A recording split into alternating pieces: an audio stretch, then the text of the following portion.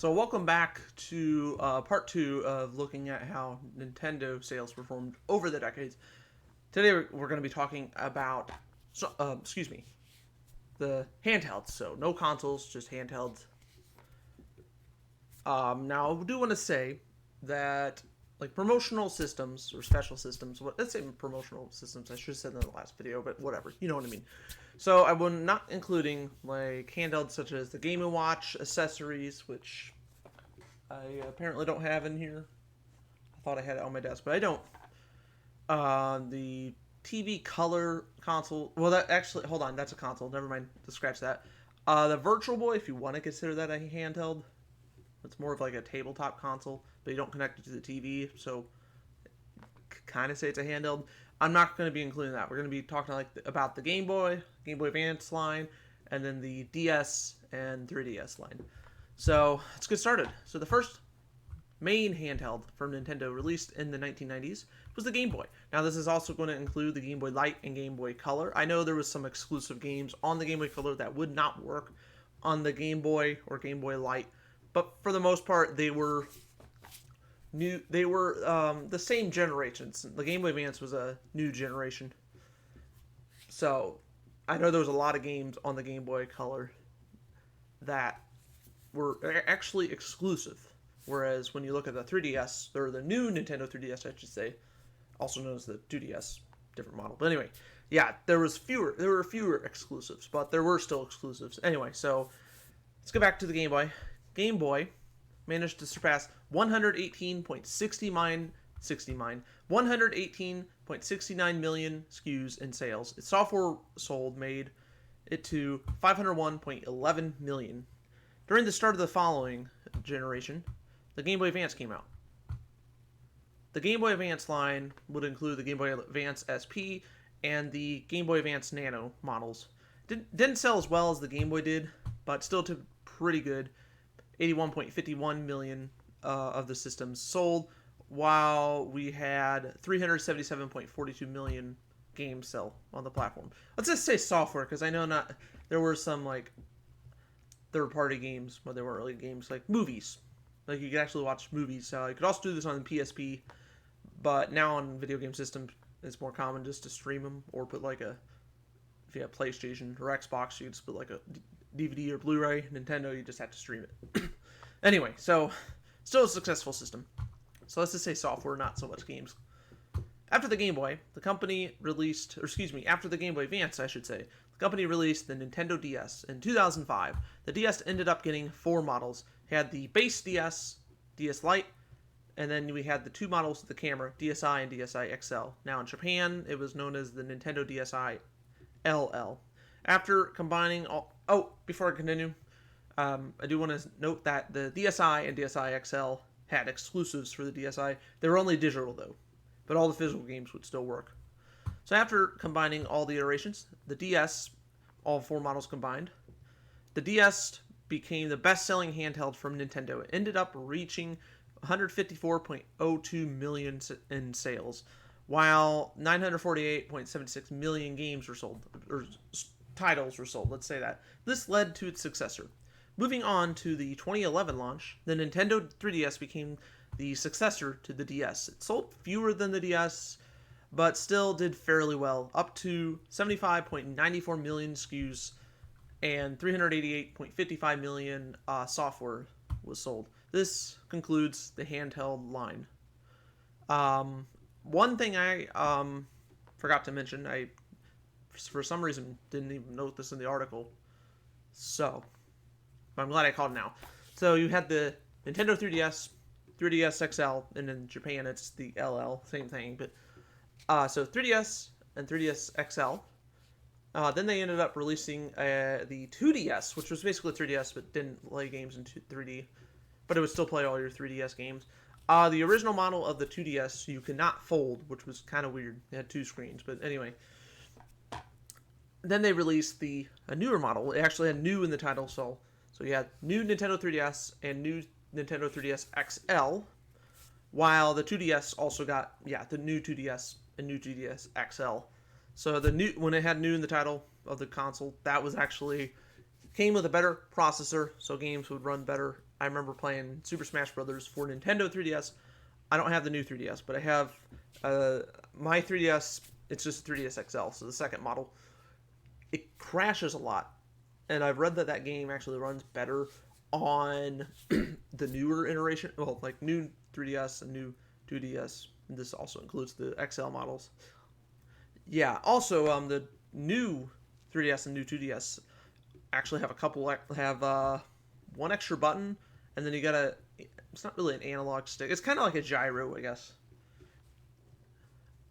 So, that's still pretty cool. Anyway, so now that concludes all the handhelds, all the main handhelds. I'll say that.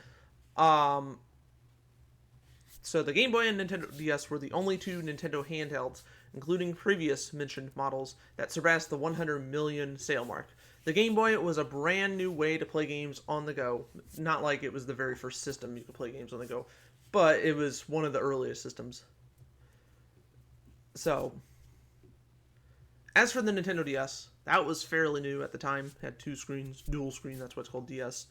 That was fairly new at the time, and smart devices didn't take off just yet in the 2000s. Not until you had the iPhone. I think that launched in 2007.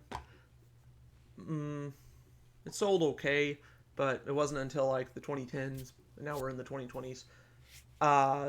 That not just Apple, but even like Google and Samsung, those devices are really taking off now. They've been doing that since like the 2010s, but didn't start right away. And that's why I believe the Game Boy and the DS sold as many as they did.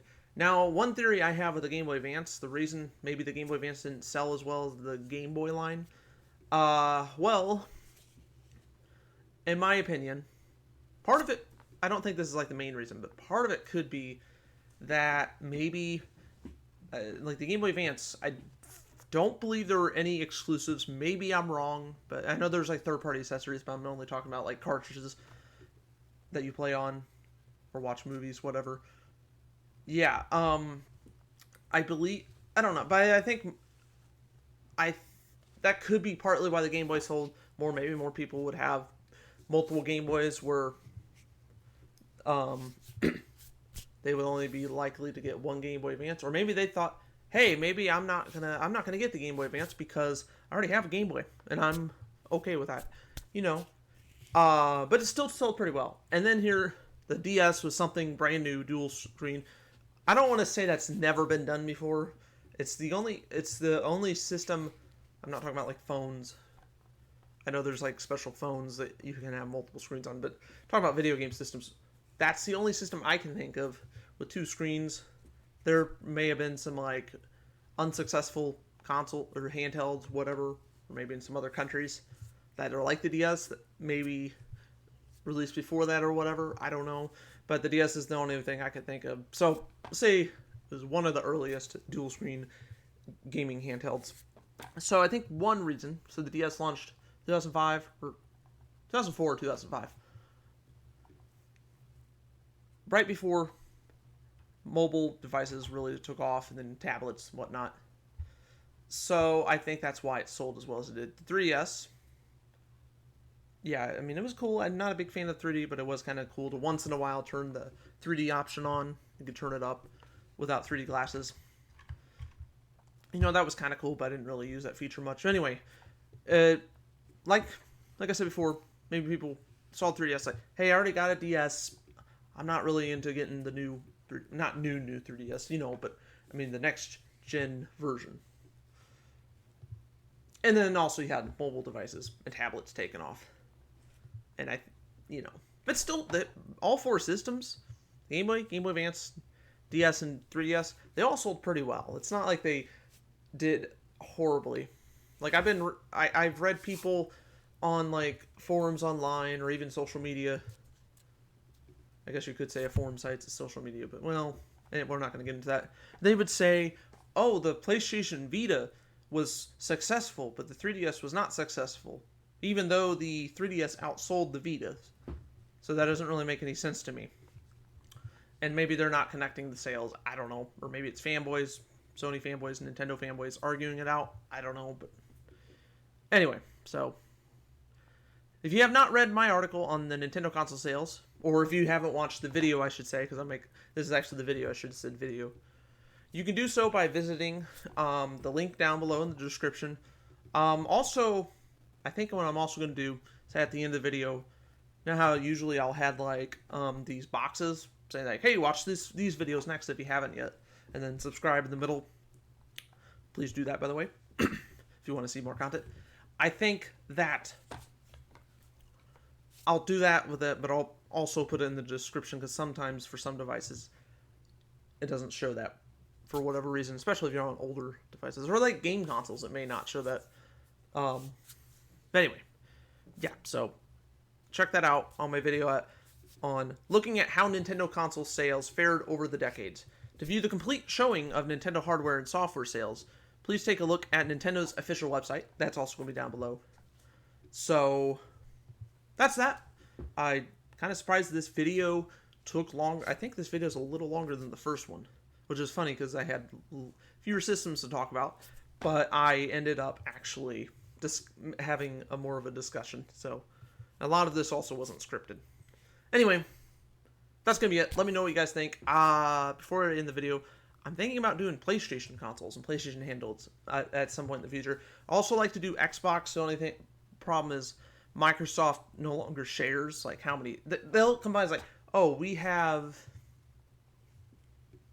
X amount of Xbox Game Pass or PC Game Pass subscriptions, or oh, we have this many people on Xbox Live.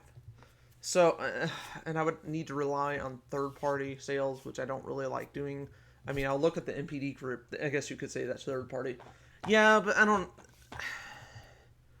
I feel like their numbers are going to be a little more accurate. It may not be perfect, but they should be pretty close to perfect.